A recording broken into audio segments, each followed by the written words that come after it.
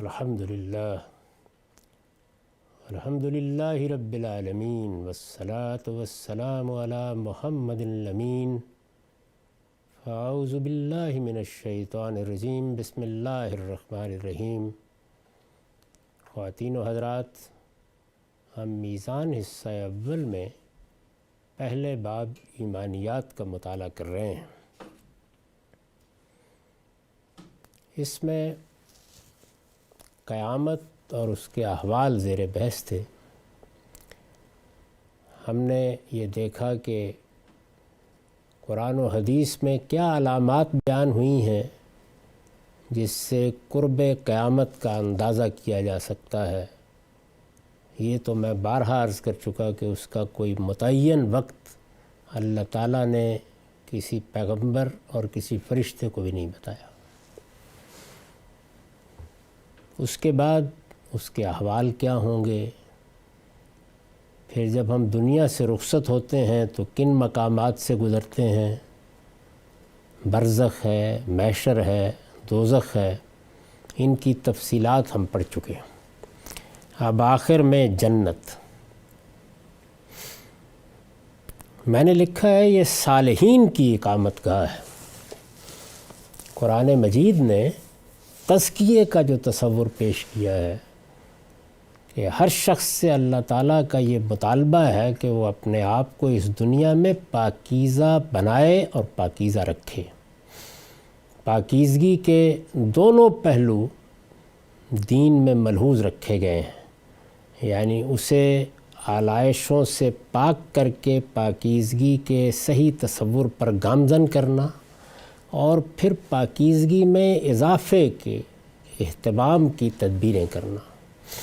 یہ دونوں چیزیں اللہ تعالیٰ کے پورے دین میں تمام احکام میں ملحوظ رکھی گئی ہیں۔ علم میں بھی یہ پاکیزگی درکار ہے اور عمل میں بھی، یعنی علم کو بھی ہر آلودگی، ہر آلائش، ہر تعصب سے پاک ہونا چاہیے، اور صحیح نتائج کو قبول کرنے کے لیے انسان ہر وقت آمادہ رہے، یہ کردار اس سے مطلوب ہے۔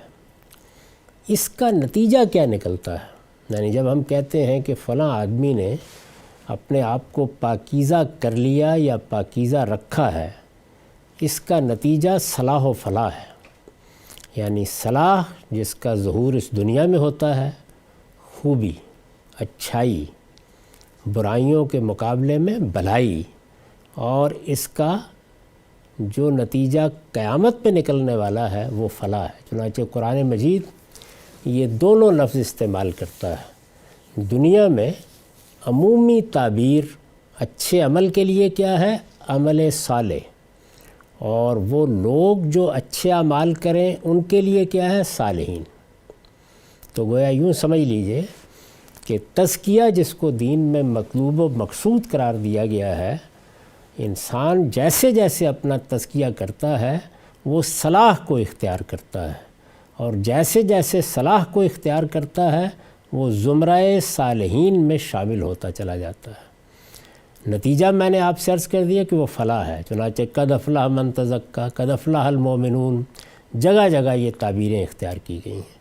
قرآن کی اصطلاح میں یہ فلاح اس نتیجے کے لحاظ سے بولا گیا ہے، لفظ فلاح اس نتیجے کے لحاظ سے بولا گیا ہے جو مرنے کے بعد ہمارے سامنے آنے والا ہے، یعنی امتحان کی مدت ختم ہو جائے گی اور پھر یہ نتیجہ سامنے آئے گا۔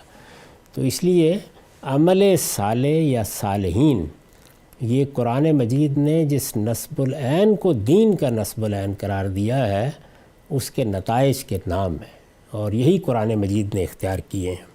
اس کو سامنے رکھ کر میں نے یہ عرض کیا ہے کہ یہ صالحین کی اقامت گاہ ہے۔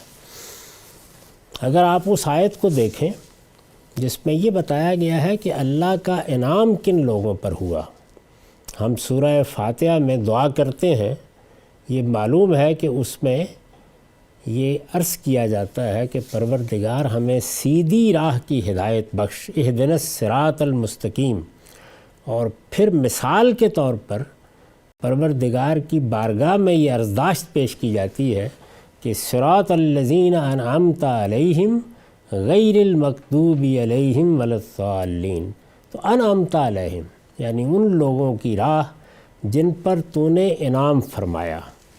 قرآن مجید نے دوسری جگہ یہ بتایا ہے کہ یہ انعام کن لوگوں پر ہوا، تو ارشاد ہوا ہے کہ اولئک مع الذین انعم اللہ علیہم من النبیین والصدیقین والشہداء والصالحین۔ تو اب اس میں نبی، اس میں شہید، یہ تو ظاہر ہے کہ مراتب ہیں، اسی طرح صدیق۔ عمومی طور پر جو لفظ استعمال کیا گیا ہے وہ صالحین ہے، گویا صالحین تو ایک عمومی اعتبار ہے جس کو سب کے لیے اختیار کر لیا گیا۔ انسان کو صالح تو ہونا ہی چاہیے، تو صالحین میں سے کچھ صدیقین کے مرتبے پر بھی پہنچیں گے، کچھ شہداء کے مرتبے پر بھی پہنچیں گے، اور کچھ کا اللہ تعالیٰ نبی کی حیثیت سے دنیا میں انتخاب بھی کرتا رہا ہے۔ تو یہ مراتب ہیں، لیکن صالحین یہ وہ لازمی بنیادی چیز ہے جس کو مجھے بھی حاصل کرنے کی جدوجہد کرنی ہے، آپ کو بھی، غرض یہ کہ ہر انسان کو۔ تو اس لیے میں نے یہ لفظ استعمال کیا ہے کہ یہ صالحین کی اقامت گاہ ہے، یعنی یہ کم سے کم شرط ہے کہ انسان اللہ تعالیٰ کے معیار کے مطابق صالح قرار پا جائے، اس میں صلاح ہو، اور صلاح کب ہوگی؟ جب اس کا عمل صالح ہوگا، اور صالح عمل کیا ہے؟ وہ جو تزکیے کے نتیجے میں وجود پذیر ہوتا ہے۔ تو اس پوری بات کو سمجھ لینا چاہیے تاکہ یہ اندازہ ہو کہ یہ لفظ کیوں اختیار کیا گیا۔ یہ صالحین کی اقامت گاہ ہے، یعنی اللہ تعالیٰ اس دنیا میں جتنے انسان بھی آئے ہیں، اسی طرح جنات کے بارے میں بھی بتا دیا ہے، ان میں سے صالحین کا انتخاب کر رہا ہے۔ تو صالحین کا انتخاب کرنے کے بعد وہ اگلی دنیا میں ان کے لیے جو کچھ کرنے والا ہے اور جو کچھ انہیں دینے والا ہے، اس کی تفصیلات پیغمبروں کے ذریعے سے بتائی گئی ہیں۔ ان میں سے سب سے بڑی چیز اللہ کی خوشنودی کے بعد وہ ان کی اقامت گاہ ہے، یعنی وہ کہاں رہیں گے، کیا دنیا ہوگی جس میں ان کو بسایا جائے گا۔ اس کا نام قرآن مجید نے جگہ جگہ جنت لیا ہے، اور بھی نام ہے جیسے آگے آئے گا۔ سیدنا مسیح علیہ السلام نے اسے آسمان کی بادشاہی سے تعبیر کیا ہے۔ آسمان کی بادشاہی کی یہ تعبیر میں نے حوالہ دے دیا ہے، متی کے 5ویں باب کی آیت 19 میں بھی آئی ہے، اور 7ویں باب کی آیت 21 میں بھی آئی ہے، اور جگہوں پر بھی ہے۔ یہ جو خدا کی بادشاہی یا آسمان کی بادشاہی کی تعبیر ہے، یہ دو پہلوؤں سے انجیل میں استعمال ہوئی ہے، یعنی ایک اللہ کی اس بادشاہی کے لیے جو قیامت کے بعد ظہور پذیر ہو جائے گی، یعنی ہم براہ راست اس پروردگار کی حکومت میں چلے جائیں گے جہاں بادشاہی تنہا اسی کی ہوگی، تو وہ آسمان کی بادشاہی ہے، خدا کی بادشاہی ہے۔ دوسرے، جس وقت اللہ کا کوئی رسول دنیا میں آ جاتا ہے اور اس کو حکومت بھی حاصل ہو جائے، تو آسمان کی وہ بادشاہی جو قیامت کے بعد سب کے لیے قائم ہوگی، وہ ایک چھوٹے پیمانے پر دنیا میں بھی قائم ہو جاتی ہے۔ تو سیدنا مسیح یہ تعبیر دونوں کے لیے استعمال کرتے ہیں، کبھی اس کے لیے، کبھی اس کے لیے۔ اس کی وجہ کیا ہے؟ اس کی وجہ یہ ہے کہ وہ خود قیامت کی نشانی ہے، یعنی ان کے ذریعے سے اللہ تعالیٰ نے بنی اسرائیل پر حجت تمام کی، ان کے لیے ایک ابدی فیصلہ سنا دیا۔ اب دو ہی چیزیں ہونی ہیں، ایک محمد الرسول اللہ صلی اللہ علیہ وسلم کی بعثت، جن کی انہوں نے پیشین گوئی کی، جن کی بشارت دی، اور ان کے ذریعے سے زمین پر اس زمین پر انسانوں کی وساطت سے خدا کی بادشاہی کا کیا جو ہو گیا، یعنی ان کی پیشین گوئی کے عین مطابق ہوا۔ رسول اللہ صلی اللہ علیہ وسلم مکہ سے نکلے، یثرب میں آ کر آباد ہوئے، اور وہاں پر ایک حکومت کی ابتدا ہوئی جو اللہ تعالیٰ کی براہ راست حکومت تھی، وہ اپنے رسول کے ذریعے سے حکومت کر رہا تھا۔ اسی لیے جگہ جگہ قرآن مجید میں اس حکومت کے مرکزی نظم کو اللہ و رسول کے ذریعے سے بیان کیا گیا ہے کہ اللہ اور رسول کی اطاعت کرو، اس لیے کہ آسمان پر اللہ، زمین پر اس کا رسول، وہ اصل میں حکومت کر رہے ہیں۔ تو اسی کو یعنی رسول کے ذریعے سے اللہ کی حکومت ہی کو حکومت الہیہ کہا جاتا ہے۔ یہ اللہ کی حکومت ہے، یہ زمین پر قائم ہو گئی۔ تو ایک ان کی پیشین گوئی کا حصہ یہ تھا۔ دوسرے یہ کہ وہ یہ بتا رہے تھے کہ آسمان کی وہ بادشاہی بھی قریب آ لگی ہے جس پر یہ دنیا ختم ہو جائے گی۔ تو دونوں کی انہوں نے خبر دی۔ اگر آپ اس کو واقعے کے لحاظ سے دیکھیں تو یہ کیا چیز ہے؟ یعنی جس وقت دنیا کے خاتمے کا فیصلہ کر لیا گیا تو دو کام ہوئے۔ پہلے انسانوں کو رسول کے ذریعے سے خدا کی بادشاہی دکھائی گئی۔ یہ چھوٹے پیمانے پر قیامت صغریٰ کا ظہور تھا۔ اس کا ایک پہلو یہ تھا کہ وہ قوم جس نے رسول کی مخالفت کی اس کو دنیا ہی میں سزا دی گئی، اور دوسرا پہلو یہ تھا کہ وہ حکومت قائم ہوئی جس کو ہم خلفائے راشدین کی یا رسول اللہ کی حکومت کہتے ہیں، کہ جس میں لوگوں نے یہ دیکھا کہ اگر اس کائنات کا پروردگار حکومت کر رہا ہو تو کیا نظم وجود میں آئے گا۔ دیکھ لیا لوگوں نے اپنی آنکھوں سے، اور پھر یہ واقعہ تاریخ کو منتقل ہو گیا۔ یہ اس کے اثرات و نتائج تھے جسے بعد کے مسلمان بھی صدیوں تک سمیٹتے رہے، اور وہ عصر الایمان وجود میں آیا جس میں کم و بیش 1000 سال تک اللہ کے پیغمبر کو ماننے والوں کا سیاسی غلبہ قائم رہا۔ تاہم حکومت الہیہ، اللہ کی حکومت، یہ وہی تھی جو رسول اللہ کے ذریعے سے قائم ہوئی، اور اس میں زیادہ سے زیادہ آپ اس کے الحاق کے طور پر خلفائے راشدین کی حکومت کو شامل کر لیں گے، کیونکہ اسی کی توسیع تھی ایک لحاظ سے، صحابہ کرام نے اس کو قائم کیا۔ اس کے بعد اب دنیا اس کا انتظار کر رہی ہے کہ کب خدا کی وہ بادشاہی یا آسمان کی وہ بادشاہی قائم ہو جائے جو اس دنیا کے خاتمے پر قائم ہونی ہے۔ تو یہ تعبیر یہاں کیوں مذکور ہوئی ہے؟ پہلے میں نے یہ آپ سے عرض کیا کہ میں نے اس کو صالحین کی اقامت گاہ کیوں کہا ہے۔ اب یہ عرض کر رہا ہوں کہ سیدنا مسیح کا حوالہ کیوں دیا گیا ہے۔ سیدنا مسیح علیہ السلام نے اسے آسمان کی بادشاہی سے تعبیر کیا ہے۔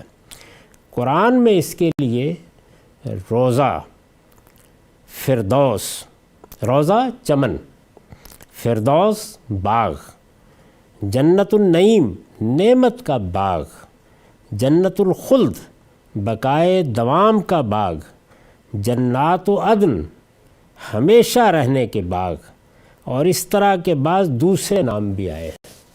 یعنی ایک ہی نام نہیں ہے، کہیں جنت کا لفظ آ گیا ہے، کہیں روضہ کا لفظ آ گیا ہے، کہیں فردوس کا لفظ آ گیا ہے، کہیں جنت النعیم کا لفظ آ گیا ہے، اور کہیں جنات و عدن کی تعبیر اختیار کی گئی ہے۔ یہ مختلف تعبیریں، مختلف نام ہیں جو جنت کے لیے قرآن مجید نے اختیار کیے ہیں۔ عام زبان میں ہم جنت، فردوس، بہشت یہی الفاظ استعمال کرتے ہیں۔ اس کی وسعت پوری کائنات کی وسعت ہے، یہ بھی قرآن نے خود واضح کر دیا ہے۔ اس حوالہ بھی میں نے نیچے دے دیا ہے۔ یعنی جو دنیا بنائی جائے گی وہ اس وقت جو کائنات بنی ہوئی ہے، اس وقت تو یہ ہے کہ اس میں ایک سیارہ جس کو ہم زمین یا عرض کہتے ہیں جو ذرے کے برابر بھی نہیں ہے، اگر کائنات کے حوالے سے دیکھا جائے اس پر زندگی ہے، یعنی اس پر ایک تہذیب وجود میں آ رہی ہے، اس پر انسان کا اقتدار ہے۔ اس زمین کو ایک ایسی زمین میں بدل دیا جائے گا جس کے بارے میں قرآن نے کہا ہے کہ ارضھا کارض السماوات والارض، یعنی گویا پوری کائنات انسان کی اور جنات کی اقامت گاہ بن جائے گی، ابدی اقامت گاہ۔ اس کی وسعت پوری کائنات کی وسعت ہے۔ یہ عیش دوام کی جگہ ہے، یعنی ہمیشہ کی زندگی۔ عربی زبان کے لحاظ سے یہ لفظ استعمال ہوا ہے۔ اس حیات دنیوی کے برخلاف، یعنی اس دنیا کی زندگی کو بھی اللہ ہی نے بنایا ہے، لیکن اس میں بہت سے نقائص رکھ دیے ہیں۔ کیوں؟ اس لیے کہ یہ امتحان کے لیے بنائی گئی ہے۔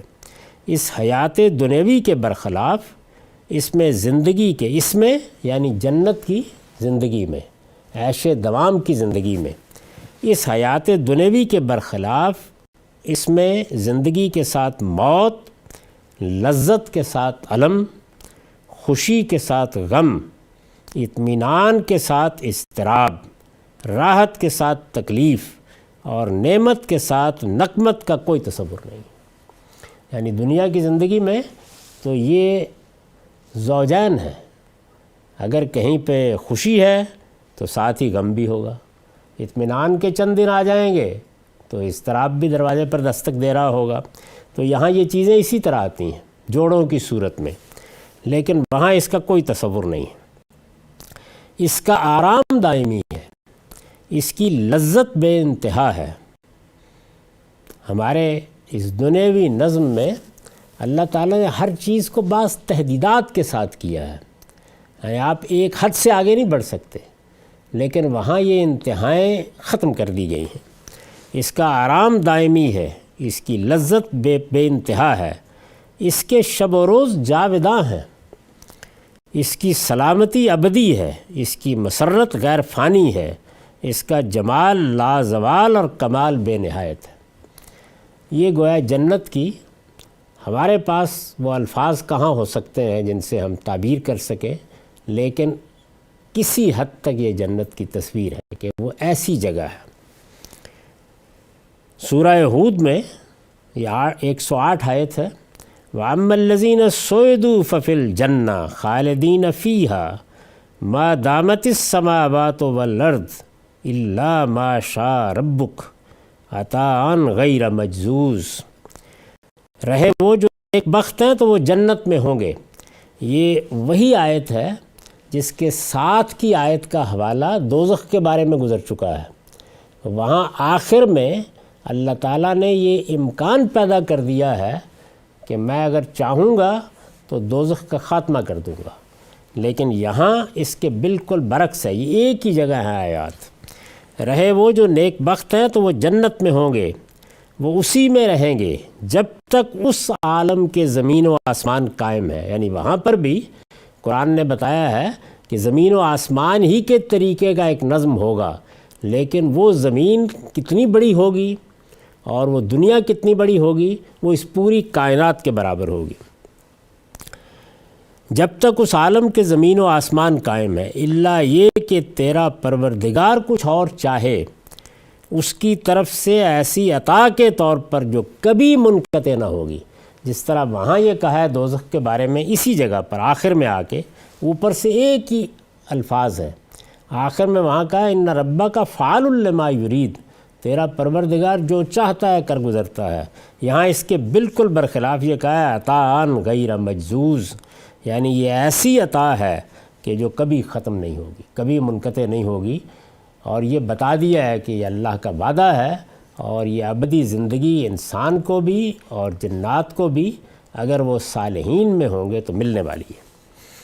ایمان والے اس شان کے ساتھ اس میں لے جائے جائیں گے کہ ان کے آگے اور پیچھے اور دائیں اور بائیں ہر طرف خدا کے فرشتے ہوں گے، یعنی جیسے کہ آپ بادشاہوں کا استقبال کرتے ہیں اس طرح لے جائے جائیں گے۔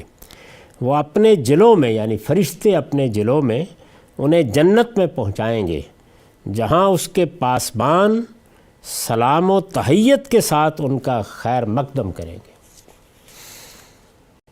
وَسِیقَ الَّذِینَ اتَّقَوْا رَبَّهُمْ إِلَى الْجَنَّةِ زُمَرًا حَتَّىٰ إِذَا جَاءُوهَا وَفُتِحَتْ أَبْوَابُهَا وَقَالَ لَهُمْ خَزْنَتُهَا سَلَامٌ عَلَيْكُمْ طِبْتُمْ فَادْخُلُوهَا خَالِدِينَ۔ یہ زمر کی آیت 73 ہے۔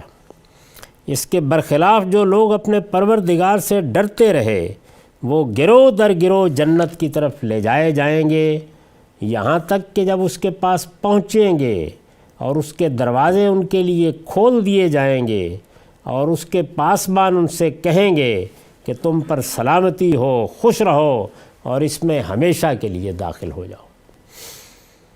اس فانی دنیا میں بھی انسان اس کی نعمتوں کو کسی حد تک تصور میں لا سکے، ظاہر ہے کہ اس کی تیاری یہیں کرنی ہے، اس کے حاصل کرنے کی جدوجہد یہیں کرنی ہے، تو اس لیے یہ انسان کی ضرورت ہے کہ جنت کی نعمتوں کا کچھ تصور تو اس کے ذہن میں آئے۔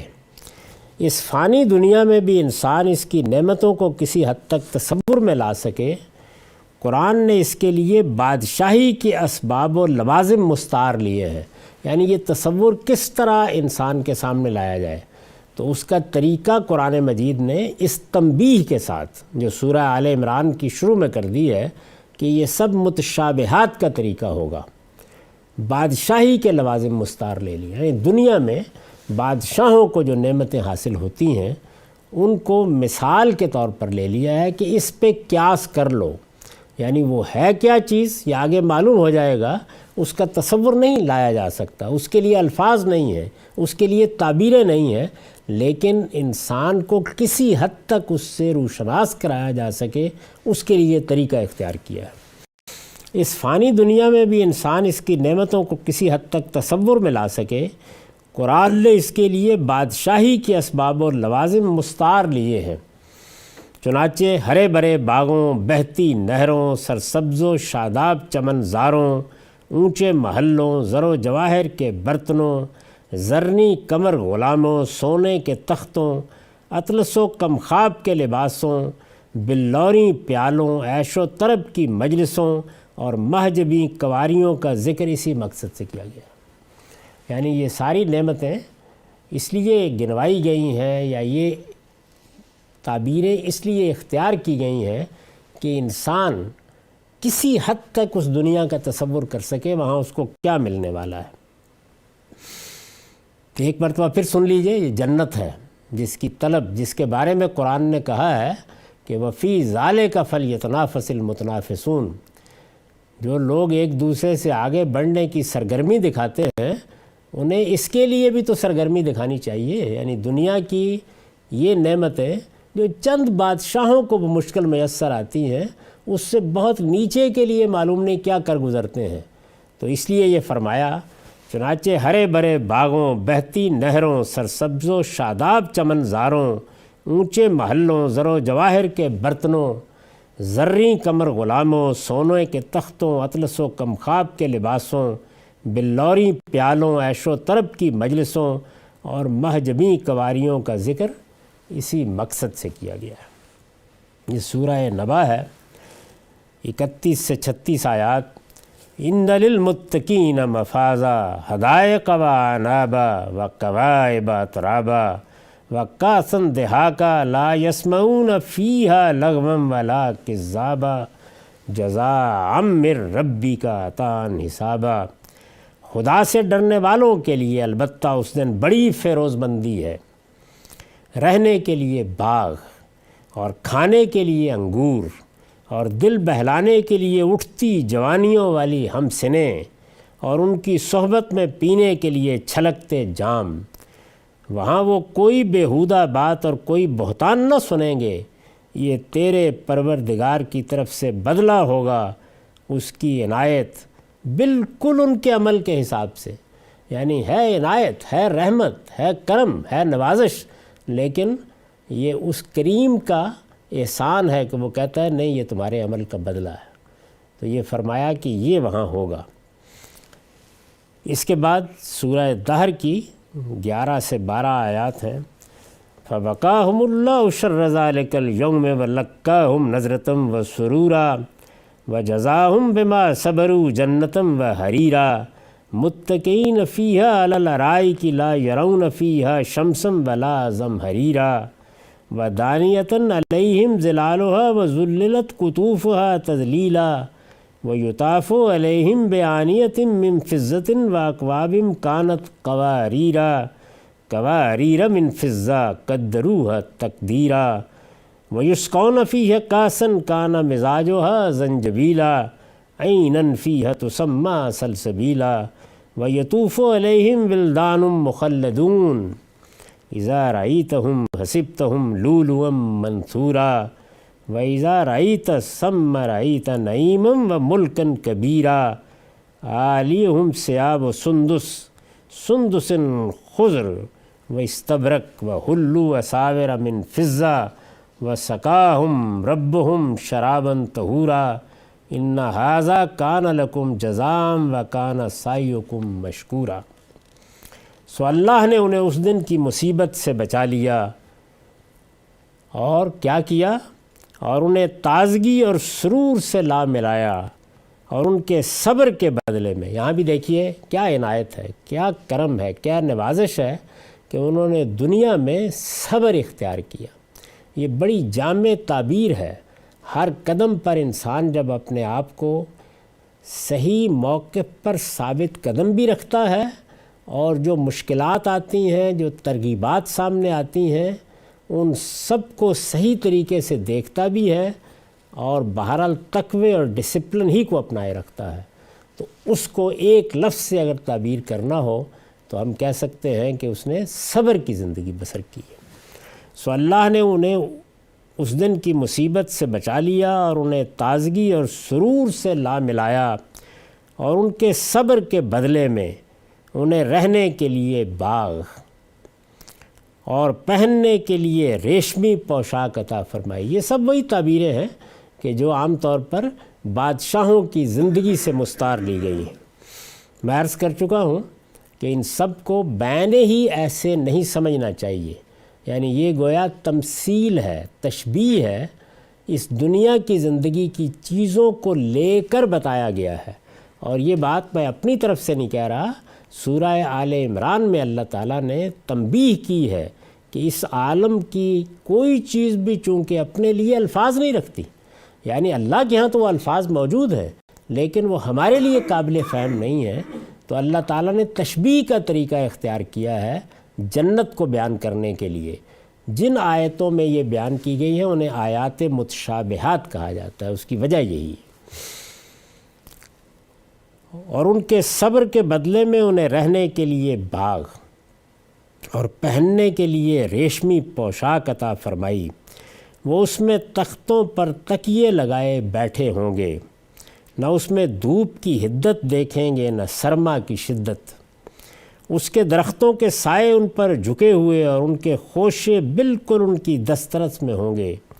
ان کے سامنے چاندی کے برتن ان کے کھانے کے لیے اور شیشے کے پیالے ان کے پینے کے لیے گردش میں ہوں گے، شیشے بھی چاندی کے، جنہیں ان کے لیے خدام نے ہر خدمت کے لیے نہایت موزوں اندازوں کے ساتھ سجا دیا ہے۔ اور یہی نہیں، انہیں وہاں ایسی شراب کے جام پلائے جائیں گے جس میں آب زنجبیل کی ملونی ہوگی۔ یہ بھی جنت میں ایک چشمہ ہے جسے سلسبیل کہا جاتا ہے۔ ان کی خدمت میں وہ لڑکے جو ہمیشہ لڑکے ہی رہیں گے، دوڑتے پھرتے ہوں گے۔ تم ان کو دیکھو گے تو یہی خیال کرو گے کہ موتی ہیں جو بکھیر دیے گئے ہیں، اور دیکھو گے تو جہاں دیکھو گے وہاں بڑی نعمت اور بڑی بادشاہی دیکھو گے۔ یہ دیکھیے وہی بادشاہی کی تعبیر کو آگے کھول بھی دیا ہے۔ وہاں بڑی نعمت اور بڑی بادشاہی دیکھو گے، اس حال میں کہ ان کے اوپر کی پوشاک ہی سبز سندس اور استبرق کے کپڑے ہیں، ان کو چاندی کے کنگن پہنا دیے گئے ہیں، اور ان کے پروردگار نے، سبحان اللہ، اور ان کے پروردگار نے انہیں خود اپنے حضور میں شراب طہور پلائی ہے۔ اس سے آگے انسان کیا تصور کر سکتا ہے؟ یعنی بارگاہ خداوندی میں، اس مجلس میں خود پروردگار کی طرف سے یہ میزبانی ہو رہی ہے۔ یقیناً تمہارے لیے یہ تمہارے عمل کا صلہ ہے، اور تمہیں مبارک کہ تمہاری سعی مشکور ہوئی، یعنی قبول کر لی گئی۔ سبحان اللہ۔ یہ جنت کی چند تصویریں ہیں، یعنی ظاہر ہے کہ قرآن مجید میں یہ تصویریں جگہ جگہ ہیں، ان میں سے چند مقاماتی کا انتخاب کیا جا سکتا تھا تاکہ کچھ اندازہ ہو جائے کہ قرآن اس کو کیسے پیش کرتا ہے۔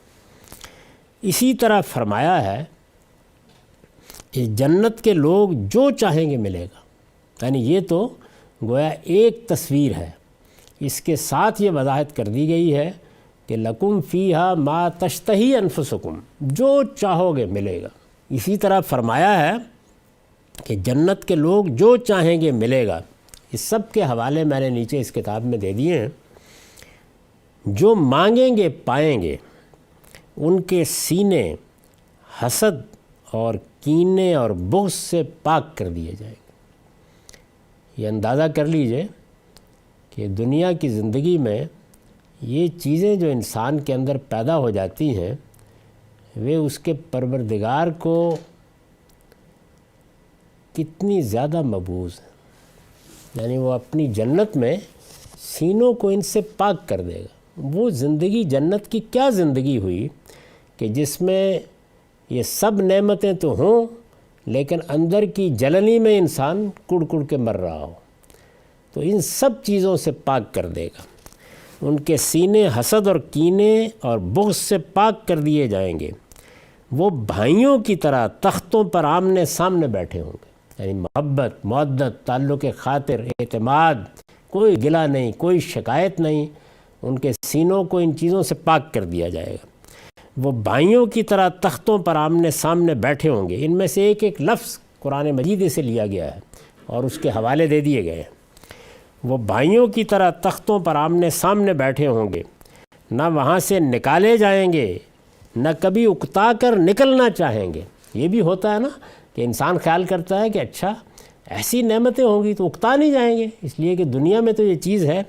تو فرمایا نہیں، جس پروردگار نے یہ عارضی دنیا بنا کر اس میں اتنی کشش پیدا کر دی ہے، وہ جب اس کو بنائے گا اور پھر تمہیں بھی نئے سرے سے بنائے گا تو اس میں کیا چیزیں پیدا ہو جائیں گی۔ نہ وہاں سے نکالے جائیں گے، نہ کبھی اکتا کر نکلنا چاہیں گے، اور نہ کسی آزار میں مبتلا ہوں گے۔ یہاں بیماریاں ہیں، تکلیفیں ہیں، بڑھاپا ہے، نشیب فراز، اور نہ کسی آزار میں مبتلا ہوں گے۔ اس کی نعمتیں ہر دفعہ نئے حسن، نئی لذت اور نئے ذائقے کے ساتھ سامنے آئیں گی۔ یعنی یہ بھی نہیں کہ بس آپ نے ایک مرتبہ انگور کھا لیے ہیں تو ویسے ہی دوبارہ ہوں گے۔ ہر مرتبہ اس کی نعمتیں ہر دفعہ نئے حسن، نئی لذت اور نئے ذائقے کے ساتھ سامنے آئیں گی۔ ایک ہی پھل جب بار بار کھانے کے لیے دیا جائے گا تو ہر مرتبہ لذت، حسن اور ذائقے کی ایک نئی دنیا اپنے ساتھ لے کر آئے گا۔ ہر طرف پاکیزگی، ہر طرف نزاہت، نہ ماضی کا کوئی پچھتاوا، نہ مستقبل کا کوئی اندیشہ۔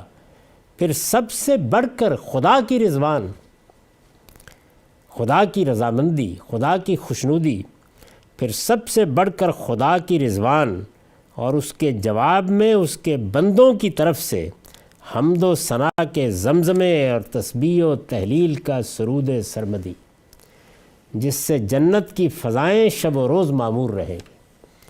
یعنی اس وقت دنیا کی زندگی میں عبادات کا ایک نظم ہے جو قائم کیا گیا ہے۔ اس کائنات کا پروردگار اور پروردگار کی بارگاہ، اس کی خوشنودی اور رضامندی، اس کی بادشاہی میں جب ہوں گے تو اس موقع کے اوپر اس نظم کی ضرورت نہیں رہے گی، لیکن ادھر نعمتوں کی یہ فراوانی ہوں گی اور ادھر بندوں کا یہ رسپانس ہوگا کہ حمد و ثنا کے زمزمے ہر طرف سے، یعنی اللہ کی حمد، اللہ کی ثنا، اللہ کی تسبیح، یہی زبانوں پر کلمات ہوں گے، اور تسبیح و تہلیل کا سرود سرمدی، جس سے جنت کی فضائیں شب و روز معمور رہیں گی۔ جب کوئی آدمی داخل ہوگا تو یہی نغمے ہوں گے جو انسانوں کی زبان پر ہوں گے، یہی سرود ہوگا جو ہر طرف سنا جائے گا۔ نبی صلی اللہ علیہ وسلم نے، یہ اب تک قرآن تھا، نبی صلی اللہ علیہ وسلم نے مزید وضاحت کی ہے کہ جنت میں رہنے والے کھائیں گے اور پئیں گے، لیکن نہ تھوکیں گے، نہ بول و براز کی ضرورت محسوس کریں گے۔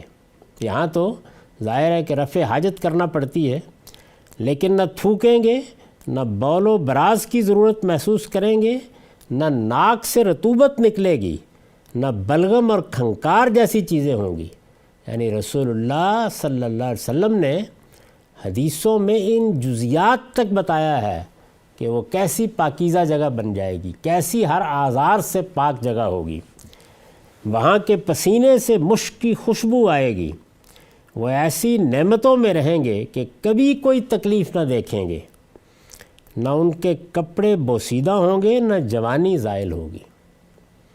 ایک ایک چیز کو آپ دیکھیے کہ ایسے لگتا ہے کہ جیسے دنیا کی زندگی کو اسے سامنے رکھ کر اس کے برعکس بنایا گیا ہے۔ اللہ تعالیٰ نے یہ بتانے کے لیے اس دنیا میں انسان کو بھیجا کہ میں کن آزار کے ساتھ بھی تمہارے لیے راحت پیدا کرتا ہوں، اور امتحان کی اس زندگی سے جب تم گزرو گے تو وہاں یہ سب چیزیں کیسے ختم ہو جائیں گی۔ پھر سنیے اس کو، نبی صلی اللہ علیہ وسلم نے مزید وضاحت کی ہے کہ جنت میں رہنے والے کھائیں گے اور پئیں گے لیکن نہ تھوکیں گے نہ بول و براز کی ضرورت محسوس کریں گے۔ معمولی باتیں نہیں ہیں یہ، اپنی زندگی پر، اس کے نقائص پر، اس کے آزار پر نگاہ ڈال کے دیکھیے، چھوٹی چھوٹی چیزیں کیسی مصیبتیں یہاں بن جاتی ہیں، ان میں سے ایک ایک کو لے کر بتایا کہ سب ختم ہو جائیں گی۔ کھائیں گے اور پئیں گے لیکن نہ تھوکیں گے، نہ بول و براز کی ضرورت محسوس کریں گے، نہ ناک سے رطوبت نکلے گی، نہ بلغم اور کھنکار جیسی چیزیں ہوں گی، وہاں کے پسینے سے مشک کی خوشبو آئے گی، وہ ایسی نعمتوں میں رہیں گے کہ کبھی کوئی تکلیف نہ دیکھیں گے، نہ ان کے کپڑے بوسیدہ ہوں گے، نہ جوانی زائل ہوگی۔ شاید انسان کی جو سب سے بڑی خواہش ہو سکتی ہے وہ یہی ہے، یعنی اس کو جو بہترین زمانہ دیا جاتا ہے یہاں، شباب کا زمانہ، اسی کو مستقل کر دیا جائے گا۔ اور یہ بھی محض تشبیہ ہے، یعنی یہاں پر جو جوانی کا زمانہ ہے اس میں چونکہ انسان اپنے عروج پر ہوتا ہے اور عام طور پر سب آزار سے بھی بچا ہوا ہوتا ہے اور اس کی قوت بھی اپنے کمال پر ہوتی ہے، اس کو مستعار لے لیا ہے۔ ورنہ یہاں کی جوانی اور جنت کی جوانی کا کیا تقابل، نہ ان کے کپڑے بوسیدہ ہوں گے نہ جوانی زائل ہوگی۔ اس میں منادی پکارے گا، یعنی جب جنت میں لوگ داخل ہو جائیں گے تو ہر طرف سے آواز آئے گی کہ یہاں وہ صحت ہے جس کے ساتھ بیماری نہیں، وہ زندگی ہے جس کے ساتھ موت نہیں، وہ جوانی ہے جس کے ساتھ بڑھاپا نہیں، لوگوں کے چہرے اس میں چاند تاروں کی طرح چمک رہے ہوں گے، یعنی یہ حسن اور یہ جمال ہوگا۔ یہ تمام تصویریں ہمارے فہم کے لحاظ سے ہیں، یعنی ان کو بھی جنت کی حتمی تصویریں نہیں کہا جا سکتا، وہ اس سے کہیں زیادہ بلند ہوگی، کہیں زیادہ کمال اس میں ظہور پذیر ہوگا۔ اللہ کی نعمتوں کی معلوم نہیں کیا صورت پیش آنے والی ہے، لیکن یہ ہمارے فہم کے لحاظ سے ایک تصویر ہمارے سامنے رکھ دی گئی ہے۔ یہ تمام تصویریں ہمارے فہم کے لحاظ سے ہیں، ورنہ حقیقت کیا ہے؟ اس کی بہترین تعبیر وہی ہے جو رسول اللہ صلی اللہ علیہ وسلم نے اختیار فرمائی ہے، یعنی ایک موقع کے اوپر رسول اللہ نے اس کی تصویر کھینچی ہے، تو میرے نزدیک وہ بہترین تعبیر ہے۔ یہ تمام تصویریں ہمارے فہم کے لحاظ سے ہیں، ورنہ حقیقت کیا ہے؟ اس کی بہترین تعبیر وہی ہے جو رسول اللہ صلی اللہ علیہ وسلم نے اختیار فرمائی ہے کہ اس میں یعنی جنت میں اللہ تعالیٰ نے اپنے بندوں کے لیے وہ کچھ مہیا کیا ہے جسے نہ آنکھوں نے دیکھا، نہ کانوں نے سنا، اور نہ کسی انسان کے دل میں اس کا خیال کبھی گزرا ہے۔ یہ جو ارشاد فرمایا ہے یہ اسی تنبیہ کے لیے ہے کہ جو تصویریں تم دیکھتے ہو قرآن میں، حدیث میں، یہ تصویریں تمہارے فہم کے لحاظ سے ہیں، ورنہ اصل میں جنت کیا ہوگی اس کا یہاں کوئی تصور دلایا ہی نہیں جا سکتا۔ یہی اسلوب قرآن میں بھی ہے، یعنی رسالت مآب صلی اللہ علیہ وسلم نے یہ تعبیر اختیار کی، قرآن میں بھی یہی اسلوب ہے۔ سورہ سجدہ کی آیت 17 ہے، فَلَا تَعْلَمُ نَفْسٌ مَّا أُخْفِيَ لَهُم مِّن قُرَّةِ أَعْيُنٍ جَزَاءً بِمَا كَانُوا يَعْمَلُونَ۔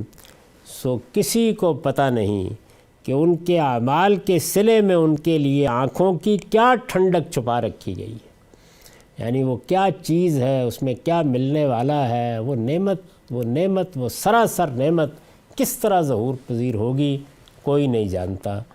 خلاصہ وہی ہے کہ نہ اس میں ماضی کا کوئی پچھتاوا، نہ مستقبل کا کوئی اندیشہ، تم جو چاہو گے، جو مانگو گے وہاں دے دیا جائے گا۔ اقول قولی ھذا واستغفر اللہ لی ولکم ولسائر المسلمین۔